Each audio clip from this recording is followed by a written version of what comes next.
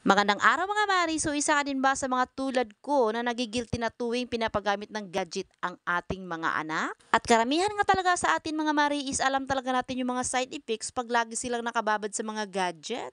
At sa araw-araw nga na nakikita ko silang nagagadget ay hindi ko talaga mapipigilan, nagigilty ako mga Mari. At lalo na nga ngayon ay mas gusto na nilang mag-gadget kaysa maglalaro sila sa labas. Lalong-lalo na mga Mari, yung mga naiidad ng 3 hanggang 5 taon na bata ay ang hirap-hirap patahanin talaga, lalo na ang aking Diana. Feeling ko nga mga Mari ay talagang adik na talaga sa gadget kasi ayaw niya talaga magpatahan at iniiyakan pa talaga niya. At buti na lang mga Mari ay may nakita akong anti-radiation eyeglass na perfect sa mga batang babad sa gadget. At nakita ko nga yung mga feedback and reviews nito mga Mari ay sulit at maganda at saka abot kaya sa bulsa. At isa nga sa mga benepisyo nito mga Mari ay kaya niyang protektahan ang ating mga mata sa mga anti-blue light at saka anti-radiation. Kaya nung in-order ko nga to mga Mari ay sinamahan ko na nga ng isang tester para malaman ko nga kung talagang legit siya na may anti-blue light. At sobrang nagustuhan nga ng aking anak kasi super cute daw at saka color pink favorite niya. Medyo nabawasan nga yung pagiging guilty mom ko kasi nagustuhan naman ng aking anak at saka alam ko nakakatulong talaga to sa kanila. Kaya kayong mga Mari, ito na yung sign para mag-add to cart na din kayo kasi alam ko nakakatulong dito sa mga toddlers nyo. At makikita nyo nga mga Mari ay talagang sinusubukan na talaga ng dalawang bata dito sa aking harapan at ito na nga at sinutry nga niya at saka approve na approve talaga sa kanya. Kaya si comment section mga Mari kung saan ko nabibili.